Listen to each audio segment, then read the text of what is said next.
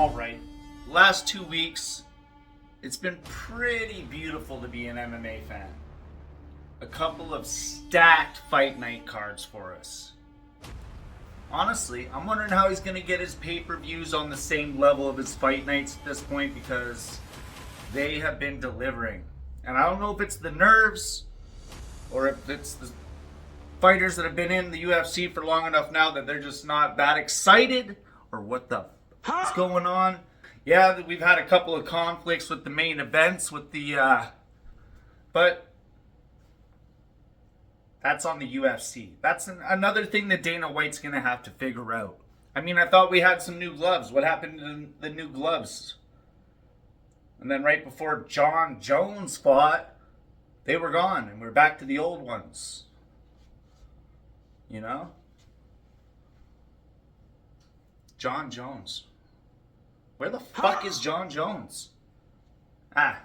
Whatever. It's for another video, and who cares really at this point, right? We got Cop and Almabayev that just delivered on Saturday. Cop is a star boy. Manel Cop. And I have to start calling him Manel Pop. You know what I mean? Manel's drop. Manel Cop is out there doing more raking than a landscaper. Damn it. Shit. What are we doing? Alright, so yeah, we had the co-main. We had Cody Brundage. He rocked the shit out of his opponent in the co-main with a barrage of knees and punches, and followed up with a huge heavy right hand that literally sent his opponent like slanted sideways down to the mat, down to the canvas. It was beautiful. It had a cartoony look to it, if you ask me. It was great. That knockout was fireworks. I loved it. And honestly, the entire card had a bunch of great fights. Like I said, these fight nights have not been letting us down. But I'm going to get to the good shit here. We're getting into the co-main with Brundage. He laid the fucking thing down, man. Like, at one point, both of them lost their mouthpieces. Both of them. They were just slugging it out. And the ref called a timeout, and they put both their mouthpieces back in and kept going. It was just beautiful insanity. Like, woo! Like Dominic Cruz had said there, if he keeps up that kind of pace and he's not holding back and hesitating as much as he does in some of his other fights, he's going to be a problem. And he sounded confident in his post-fight interview. He's ready to go. So, that was a great co-main. Manel Cop, Starboy. Starboy says it all. This guy has an aura. He came out straight vibing. It was some kind of tribal hip-hoppy music. It was dope. I liked it. But yeah, Starboy for sure. He came out, like I said, just vibing, man. He was feeling himself. Looking good. I was going through some pictures today, and I seen that old picture of him where he's doing like the Izzy. And he was looking straight off the couch. Maybe he was. I don't know. But he was a specimen when he walked out on Saturday. He was looking deadly. And he came ready to deliver. Some rakes to the face. I did find it quite interesting that Manel Cop, Manel Drop, is from Phuket, Thailand. Not really a surprise, because it seems like when he's fighting, he says Phuket a lot. Like, and when he's talking, he says Phuket a lot too. As we all know from some of his post-fight interviews and post-fight press conferences. He's not afraid to speak his mind. He's toned it down a little bit. He's trying to keep it a little bit professional. It's a good look lately. It's a good look. Aside from the eye gouging and raking and poking and whatnot. Dominic Cruz with some deadly commentary tonight. At the end of the first, he was just starting to break down how Manel Cop was using so many feints and fakes and setting up strikes by confusing, and he was just analytically breaking it down. And Manel Cop hit him with a huge strike. John Anik lost his mind like a little girl. Like, oh my God, sorry, Dom. And Dominic Cruz was just like, no, we're just watching the fight, and that's what's happening. That's how he's setting himself up to get through every time, is with all these. And he's just super calm about it and analytic. And yeah, I love me some John Anik, aside from when him and his brother are dick riding Bilal Muhammad, because nobody remembers the name. But he was just straight up outclassed on the mic on Saturday. And that's okay. It's a team thing. Everyone brings something different to the table. I'm not bagging on John Anik. But Dominic Cruz is coming into his own. I'm not saying he did shit commentary in the past, but am I alone here? Like, he was dialed in with his commentary on Saturday. So maybe his retirement has allowed him to, like, hyper focus on his new profession. But I was super impressed by it. About halfway through the main card, the UFC did a beautiful piece on Dominic Cruz, a little bit of a send-off. John Anik kind of set it up on the mic, and got to hear a little bit from Daniel Cormier and John Anik and Joe Rogan and everyone who's worked with them. It was a beautiful little video. Not an induction into the Hall of Fame yet, but obviously that's just a matter of time. It was really nice. He appreciated it and brought a little of attention on him, with him just recently retiring due to the injury. Cop put on an amazing performance on Saturday. He was throwing feints left, right, and center. He was adjusting the height of his head. He was like adjusting his levels all over the place the whole night. He just kept moving, and he was so dialed in.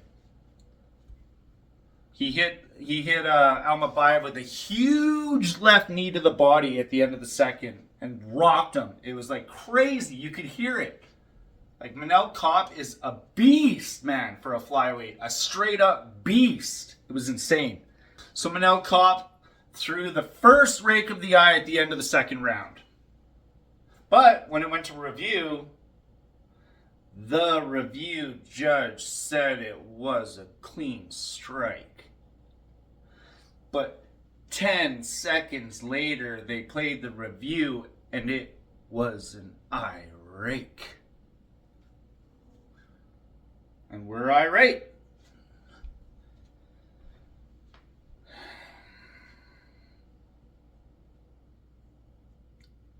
Fuck. We need some new gloves. We gotta switch them up. Bisping, talking to Cejudo in an interview, and another piece I was watching today, Bisping said that he's been mentioning to officials and people within the UFC that maybe they need to develop a small rule, because they're not going to be able to change the rules with all the different fight associations and all the different jurisdictions. They're not going to be able to make those huge changes. They're just not going to. But like Cejudo was talking about taking away half points immediately, being no warning, blah, blah, blah. It's just not realistic that they're going to switch up the game like that at this point. But Bisping said something that could be done moving forward is that they could make a simple rule saying when about to engage, your hands must come in to a mostly closed fist. They don't have to be rock tight, but they should be mostly closed. Otherwise, you lose a half point immediately and then a full point. Because fighters have lost their fucking eyes. Bisping, Charbullet, I believe that was sparring related. 99.9% sure. And I'm sure there's a lot of other fighters. Not a lot, but enough that this is an issue. And we're seeing it play out in enough fucking fights that it's clearly an issue. So why doesn't Dana White and the UFC and TKO and everyone involved, why don't we start holding ourselves accountable and make some small changes so that moving forward we don't have all these situations? Sounds like a good idea. That's a good ass idea right there. Shit. I did think of that. Damn. Woo. That would fix a lot of problems. And about the reviewing judge. who the fuck is the reviewing judge and what the fuck are they watching and who's holding them accountable? Nobody. Why aren't they doing their job? A lot of these problems that we're having in these fights recently, in the last year or so, a couple of years, a lot of this debauchery with the rules and the judges and the refs, so much of it would be, it just, 90% of it, more like 99 as far as I'm concerned, or 100% of it, would be obsolete, no longer an issue, if people would just do their fucking jobs. The judges, stop with the crooked fucking judging. For whatever reason. It's a local judge, so they're gonna try to swing it for all the local fighters. Fuck off with that. This is a sport. Like, why are we playing games? The reffing. You guys all need to get together, have a meeting, get on the same page for all these serious issues. The ruling judge. Fuck me. I don't know. Find somebody else. Because Henry Cejudo's not happy with him either. Dana White, please retire. I love him as a personality, and he's done amazing things for the sport. Obviously, it goes without saying. But also, fuck him. Because he's just become a pompous bully at this point. A promoter? Maybe an anti-promoter. Anti-promoter, that's what you are. You're an anti-promoter. Like, Cejudo threw down and came forward the whole time in that fight last week. You don't want to see a rematch? And just the way that you said that you don't want to see it. Excellent promotion. Excellent. Because everyone that watched the fight thought it was a pretty fucking entertaining fight. But hey. And it was about 1 minute and 20 seconds into the third round where once again my nails drop, hit him with an eye scrape. Manel Kape hit him with the eye scrape. See how I did that? My nails drop. Manel Kape. So yeah, once again, tried to call a timeout, looked at the ref.